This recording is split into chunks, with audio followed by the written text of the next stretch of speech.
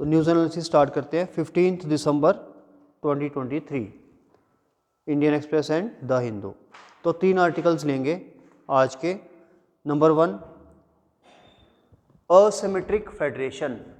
जैसे आपने अभी पॉलिटी में पढ़ा फेडरेशन, तो हम अभी देखो बाई चांस ही वो आ गया topic asymmetric federation.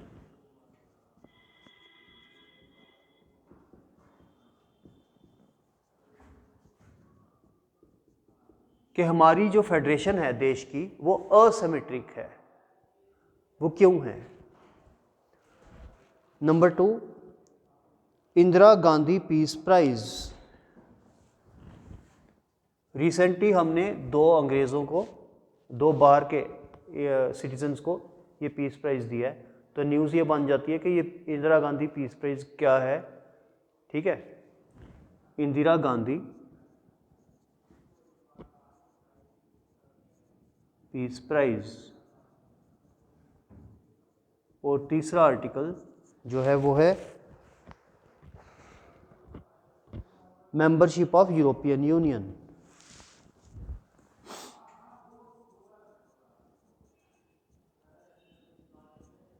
Membership of EU, membership of European union.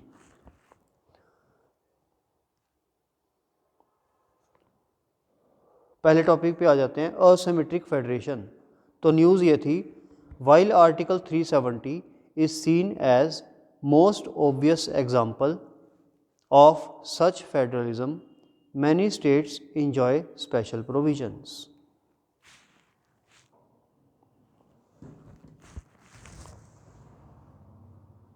तो जैसा कि आपने देखा कि इस न्यूज़ में ये फॉल कहाँ करेगा, पहले ये देख लो। तो जीएस पेपर 2 में फॉल करेगा ये, issues and challenges pertaining to federal structure.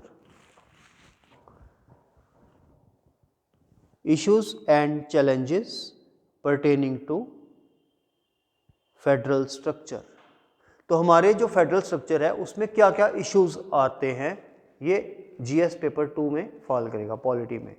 ये इंडियन एक्सप्रेस के एक्सप्लेन्ड पेज में कल आया था। ठीक है, तो वही हम देखने लगे।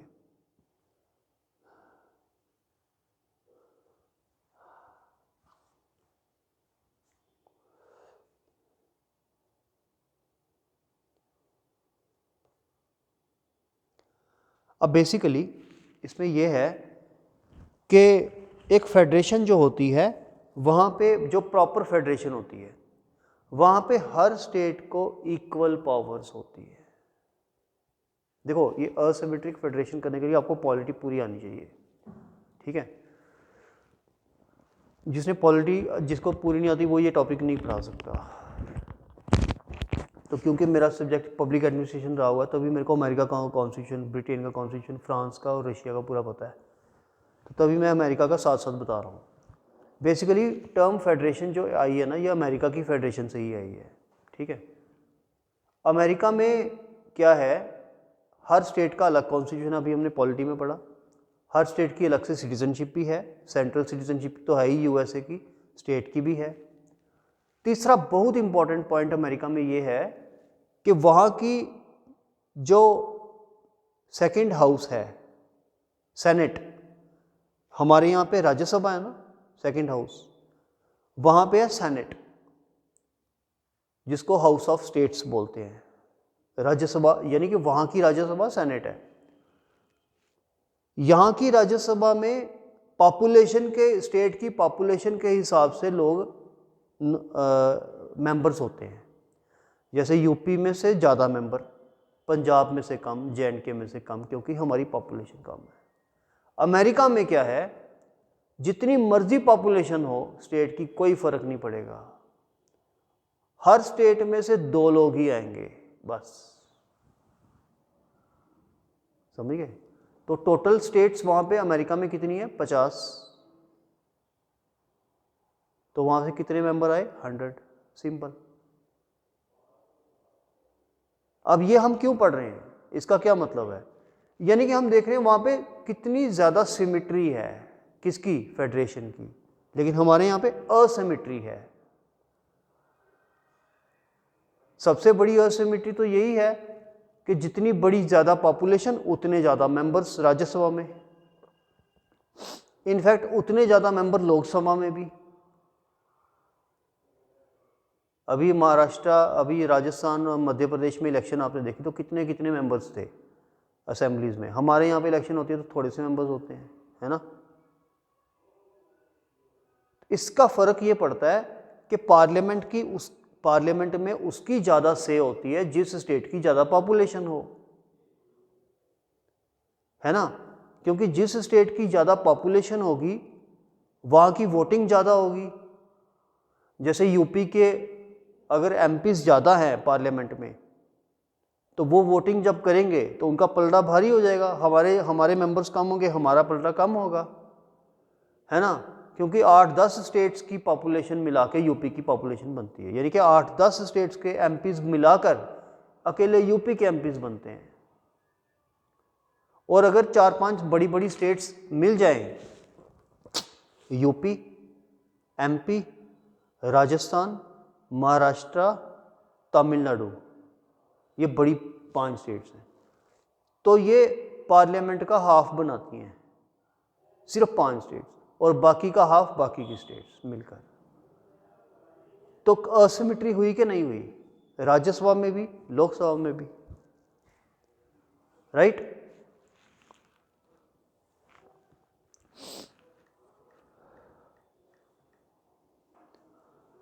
एक तो वो असिमेट्री हुई, एक दूसरी असिमेट्री भी है। क्या? एक दूसरी असिमेट्री भी है, वो ये है कि जैसे J&K में आर्टिकल 370 था वो तो हमने तोड़ दिया, वो चलो टेम्परेरी प्रोविजन था, हमने तोड़ दिया। लेकिन क्या बाकी स्टेट्स में भी ऐसे कोई प्रोविजंस हैं? यस हैं। तो बाकी स्टेट्स में कौन से ऐसे प्रोविजंस हैं वही हमने आज देखने। तो बाकी स्टेट्स में हैं, हमारे यहाँ पे क्या था 270, है ना। तो बाकी स्टेट्स में है आर्टिकल 271। अब ये क्या है? ये 271 है महाराष्ट्र, गुजरात और नॉर्थ ईस्ट की स्टेट्स के अंदर, यानी कि महाराष्ट्र, गुजरात और नॉर्थ ईस्ट की स्टेट्स के अंदर स्पेशल प्रोविजंस दे के रखे हुए हैं हमने महाराष्ट्र, गुजरात और नॉर्थ ईस्ट स्टेट्स को। ठीक है, क्यों दे के रखे हैं हम इसमें नहीं जाएंगे, क्योंकि नॉर्थ ईस्ट में तो कहते हैं कि ये हिली एरियाज़ हैं, टोपोग्राफी बड़ी डिफ़िकल्ट है। ठीक है, गुजरात में भी कहते हैं कि यहाँ पे एग्रीकल्चर वगैरह थोड़ा उजाड़ टाइप का एरिया, रेगिस्तानी टाइप का, राजस्थान से टच करता है एरिया ये है। ठीक है, तो कुछ बैकवर्ड एरियाज़ भी हैं थोड़े महाराष्ट्र वगैरह में, तो इसलिए इनको स्पेशल प्रोविजन से रखें। लेकिन बाकी स्टेट्स के पास तो कोई स्पेशल प्रोविजन नहीं है। पंजाब के पास तो कोई आर्टिकल 271 नहीं है, कोई आर्टिकल 270 नहीं है, ओ सॉरी 270 बोल रहा हूँ, 370। ठीक है, 3 है ये, ठीक है, 371। ठीक है, तो यहाँ से स्टार्ट होती है असिमेट्री, कि हमारा जो फेडरेशन है वो असिमेट्रिकल है।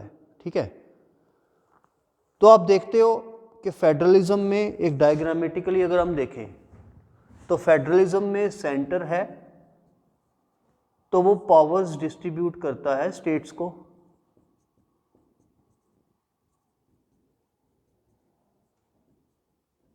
ठीक है ना, अगर आप मेंस लिखोगे तो आप ऐसे डायग्रामेटिकली आपने शो कर देना है, स्टेट 1 को, स्टेट 2 को, स्टेट 3 को। अब हो सकता है कि यहाँ पे वो ज़्यादा पावर दे रहा है, यहाँ पे कम दे रहा है। क्यों? क्योंकि यहाँ पे आर्टिकल 371 लगा हुआ है, यहाँ पे नहीं है।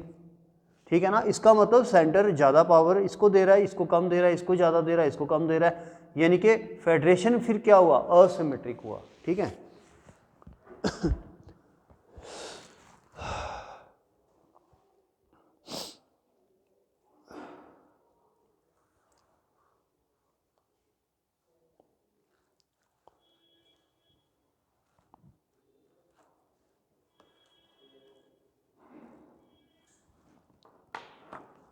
तो हम पहले दोबारा से देख लेते हैं एक फेडरलिज्म के कुछ प्रोविजंस क्या क्या होते हैं, features. Number 1, multiple tears of government.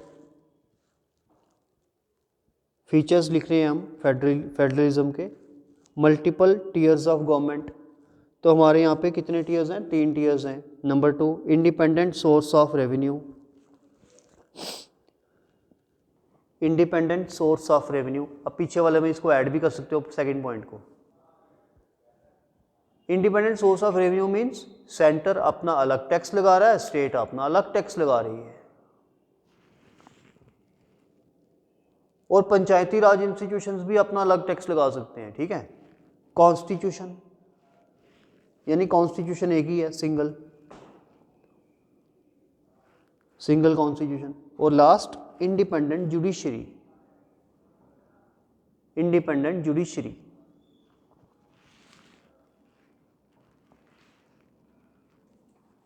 यहाँ पे कॉन्स्टिट्यूशन इसलिए लिखा है, यानी कि रिटन कॉन्स्टिट्यूशन, ठीक है, कि सारी पावर जो डिराइव हो रही है वो कहाँ से हो रही है, यानी कि डिस्ट्रीब्यूशन की पावर की, वो कहाँ से हो रही है? कॉन्स्टिट्यूशन से।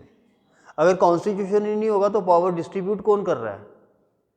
कोई भी नहीं कर रहा। तो इसलिए कॉन्स्टिट्यूशन का होना तो सबसे इंपॉर्टेंट है फेडरेशन में, है ना। और लास्ट में इंडिपेंडेंट जुडिशरी, क्योंकि सेंटर और स्टेट का कोई मसला पड़ जाए तो सॉल्व कौन करेगा? जुडिशरी। हम चलते हैं आगे।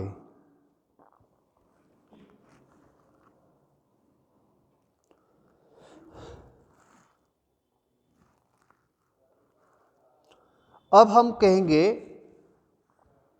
कि हमारा इन ये जो हमने पॉइंट्स लिखे, इनके अंदर असिमेट्री कहाँ कहाँ पे है। सबसे पहले तो मल्टीपल टीयर्स ऑफ गवर्नमेंट तो है ही हैं, ठीक है। दूसरा पॉइंट में इंडिपेंडेंट सोर्स ऑफ रेवेन्यू है। सबसे ज़्यादा पार्शियलिटी यहाँ पर है, क्योंकि स्टेट्स के पास कम रेवेन्यू है, सेंटर के पास ज़्यादा रेवेन्यू है। स्टेट्स के पास इतना रेवेन्यू नहीं है कि वो अपनी एडमिनिस्ट्रेशन इंडिपेंडेंटली कर सके। ये पॉइंट है इम्पोर्टेंट, कि स्टेट्स के पास इतना रेवेन्यू ही नहीं है कि वो अपनी स्टेट को प्रॉपर सैलरीज दे सके, एम्प्लॉयज़ को प्रॉपर डेवलपमेंट कर सके। इस बात को याद रखना, समझ गए? इस पॉइंट को समझ गए? तो आपको जाना पड़ेगा मांगने के लिए सेंटर के पास, ठीक है ना। तो फिर फेडरेशन का फ़ायदा क्या हुआ? जब आपको सेंटर के पास जाना ही पड़ेगा तो फिर तो वो यूनिटरी सिस्टम हो गया, समझ गए मेरी बात। फिर सेंटर का फिर स्टेट को इंडिपेंडेंस देने का फ़ायदा ही क्या हुआ? फिर जो पावर्स हैं वो भी छीन लो, सारी की सारी पावर सेंटर को दे दो। ये क्या हुआ? आधी कुछ पावर्स दे दी, थोड़ी बहुत, बाकी अपने पास रखी। पॉइंट समझ आया? आगे चलते हैं।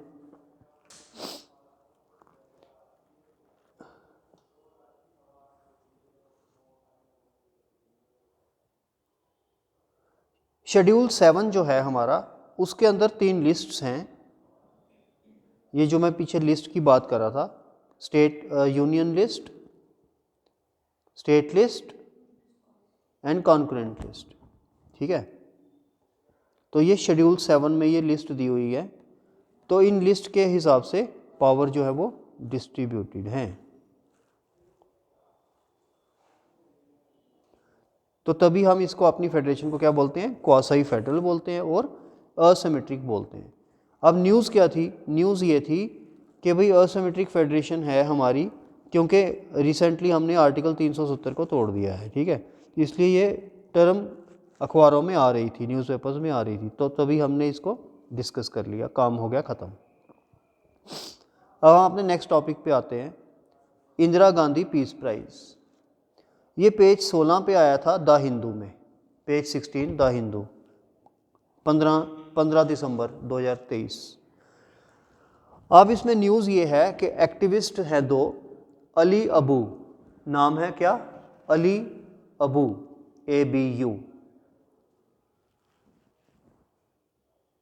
ये एक्टिविस्ट है, एक activist Ali Abu.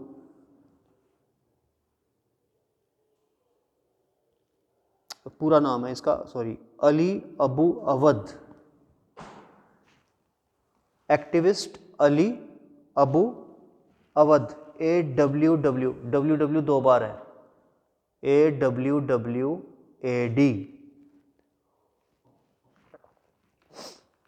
Ali Abu Awad, and pianist जो पियानो बजाता है, pianist. Daniel Barenboim, BAREN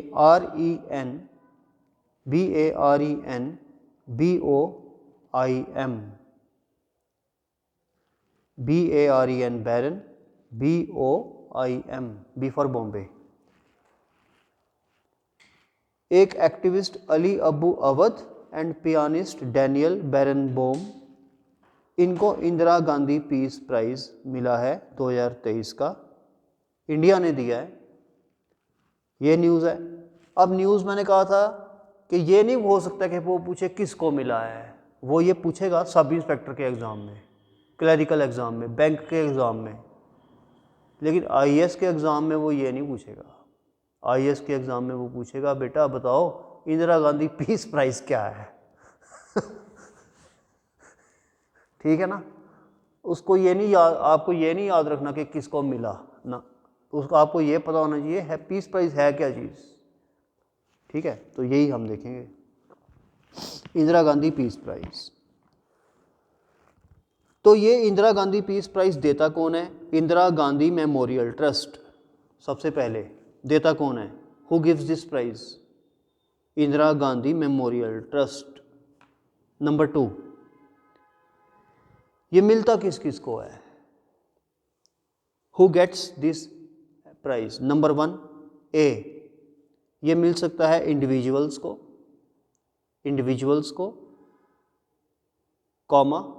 comma लगाओ, ऑर्गेनाइजेशंस को।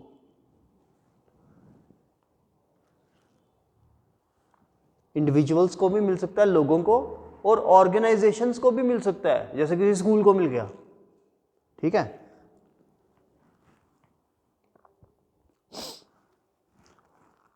गिवन फॉर, ये तो हो गया किसको मिलता है, गिवन टू हुम, ऊपर लिख दिया गिवन टू हुम, नीचे लिखो गिवन फॉर, किसके लिए?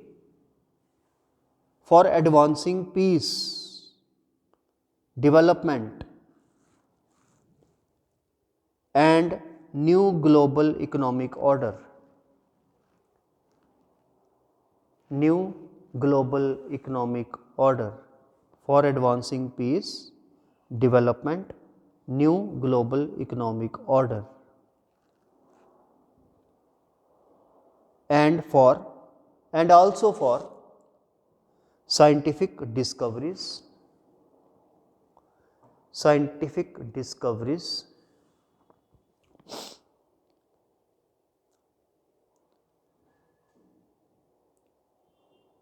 which lead to betterment of mankind,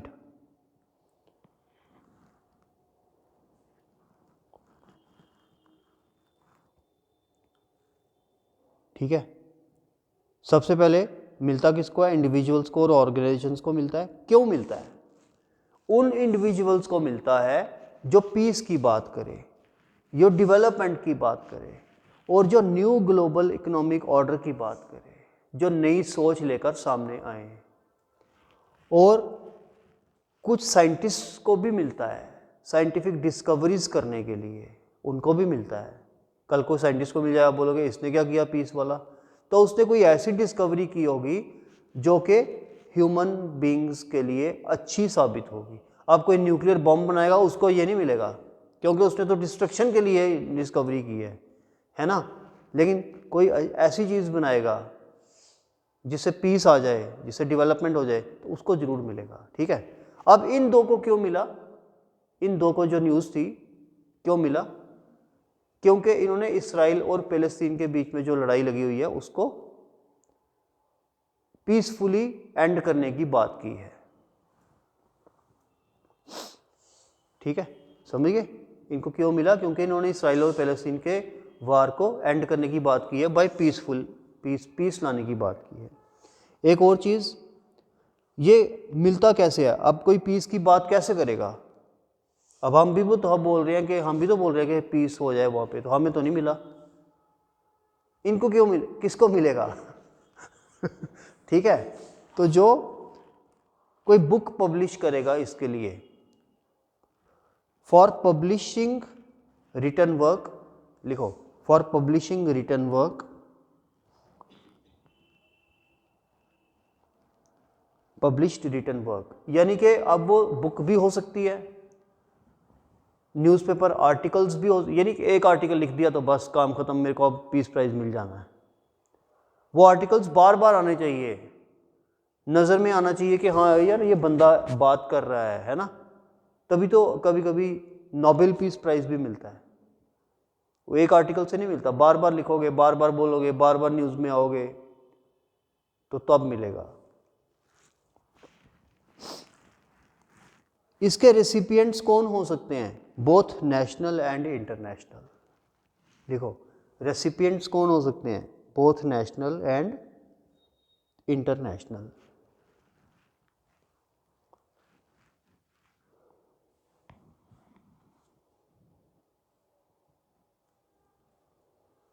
बस ये सेकंड आर्टिकल था। अब third article, European union.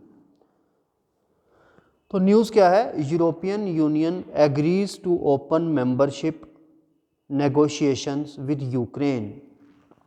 European union ने यूक्रेन को मेंबर बनाने के लिए बातचीत शुरू कर दी है। वो करेगा यूक्रेन को लाने के लिए, क्योंकि यूक्रेन बेसिकली, यूक्रेन और रशिया की जो वार हो रही है ना, उसमें यूक्रेन को सपोर्ट कौन कर रहा है? यूरोप और अमेरिका। तो अब वो जानबूझ के इसको यूरोपियन यूनियन का मेंबर बनाना चाहते हैं ताकि ये यूरोप वाली साइड आ जाए, रशिया वाली साइड ना आ जाए। बेसिकली यूक्रेन का पहले जो पार्ट था वो किसका पार्ट था? वो रशिया का ही पार्ट था। पता है आपको? यूक्रेन पहले रशिया का ही एक पार्ट था, बाद में अलग हो गया 1991 में आई थिंक, ठीक है, हाँ 91 में डिसइंटीग्रेशन हुआ था यूएसएसआर का, तो ये अलग हो गया था। तो 13 कंट्रीज टूटे थे जिसमें से यूक्रेन एक था, ठीक है। अब ये यूरोपियन यूनियन में इसको इंक्लूड करने की बात कर रहे हैं, ठीक है। अब वहाँ पे क्वेश्चन क्या आएगा? यूरोपियन यूनियन क्या है? और इसका एक इम्पॉर्टेंट क्वेश्चन ये भी है कि इसका मेंबर यूके नहीं है। यूके ने छोड़ दी थी मेंबरशिप यूरोपियन यूनियन की, कब? 2020 में, ठीक है। तो हम देखते हैं यूरोपियन यूनियन। तो यूरोपियन यूनियन का मेंबर्स कितने कंट्रीज हैं? 27 countries. How many members? 27 countries. Origin क्या कब हुआ? ओरिजिन इसका हुआ मास्ट्रिक्ट treaty, TRICHT।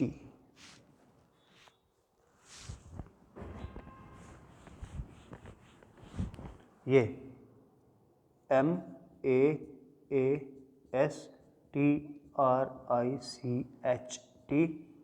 Treaty.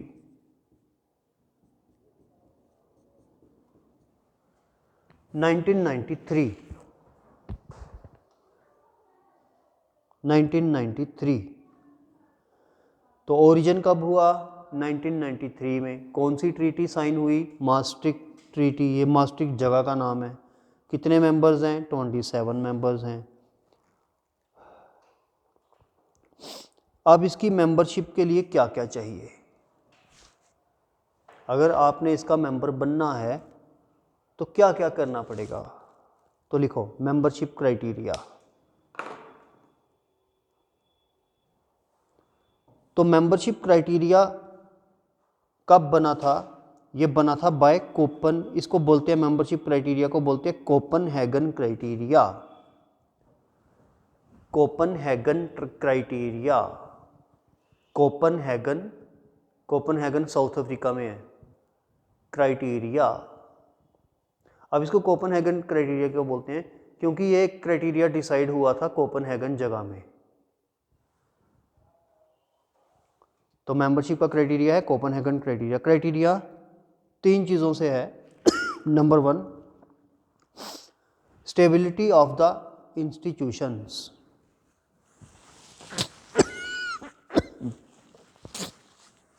Number 2, functioning market economy.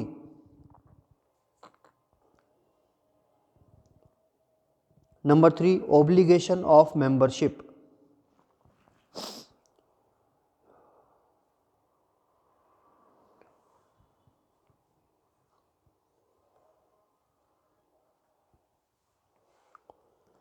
अब अगर किसी देश ने इसका मेंबर बनना है तो स्टेबिलिटी ऑफ इंस्टीट्यूशंस होनी चाहिए, यानी कि वहाँ पे स्टेबिलिटी होनी चाहिए। नंबर 1 इसका क्राइटेरिया लिखो, डेमोक्रेसी, वहाँ पे डेमोक्रेसी होनी चाहिए।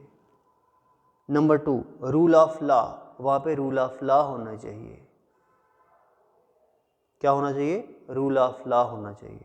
वहाँ पे ह्यूमन राइट्स होने चाहिए। ह्यूमन राइट्स क्या होने चाहिए? Human rights.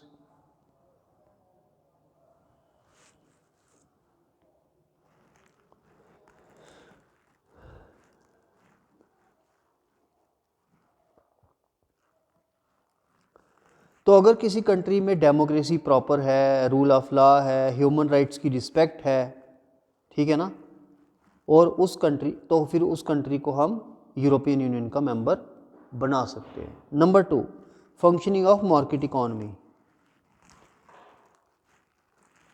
यानी कि उस कंट्री में मार्केट इकॉनमी होनी चाहिए, यानी कि वहाँ पे ये नहीं है कि वो हैं, क्या बोलते हैं उसको,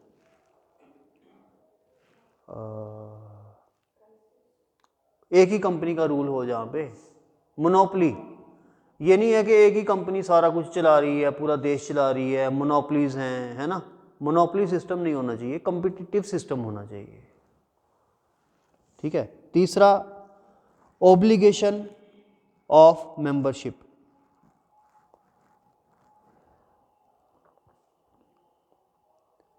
यानी कि मेंबर्स की जो ओब्लिगेशंस हैं वो पूरी होनी चाहिए।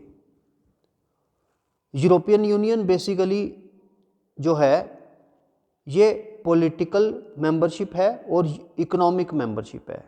क्या है? पॉलिटिकल भी है और इकोनॉमिक भी है। ये यूरोपियन यूनियन जो है ना, ये पॉलिटिकल भी है और इकोनॉमिक भी है, यानी कि इसके अंदर पॉलिटिकल डिसीजंस भी लिए जाते हैं और इकोनॉमिक डिसीजंस भी लिए जाते हैं। जैसे यूरोपियन यूनियन की करेंसी एक ही है, जितने 27 कंट्री है ना उनमें यूरोपियन यूरो चलता है, एक ही करेंसी है यूरो, सबकी कॉमन करेंसी। अब हो सकता है कि कल को हम इंडिया, पाकिस्तान, बांग्लादेश, नेपाल इकट्ठे हो जाएं, यूनियन बना लें, दोस्ती हो जाए सब में और एक ही करेंसी कर दें। हम पाकिस्तान जाए वही पैसा चले, बांग्लादेश जाएं, नेपाल जाएं, एक ही पैसा चले, वो करेंसी का नाम कुछ और दे दें, है ना, हिंदुस्तानी करेंसी नाम दे दें, ठीक है, कुछ नाम दे दें, तो यूरो वहाँ पे चलता है। तो यानी कि अब उनकी जो ओब्लिगेशंस हैं, सपोज करो यूरोपियन यूनियन ने ये डिसाइड किया, पॉलिटिकल डिसीजन लिया कि हम इसराइल का साथ देंगे, फिलिस्तीन का साथ नहीं देंगे वार में, ठीक है। अब सबको यही करना है, ये नहीं कि एक का मन है फिलिस्तीन का साथ देने का तो वो फिलिस्तीन का देगा, ऐसा नहीं है। यानी कि यही है इसका मतलब obligation of membership. Obligation of membership का यही मतलब है कि जो सबका डिसीजन होगा वही डिसीजन मानना पड़ेगा, और जो देश इस यूनियन में आना चाहता है, उसको भी वो डिसीजन मानने पड़ेंगे, ठीक है ना। फॉर एग्जांपल अगर यूक्रेन आना चाहता है तो यूक्रेन को भी वो डिसीजन मानने पड़ेंगे, ठीक है। अब इसमें एक इम्पॉर्टेंट चीज़ ये है कि यूनाइटेड किंगडम ने यूरोपियन यूनियन को छोड़ दिया था। It left European union in 2020। कब? 31 जनवरी 2020।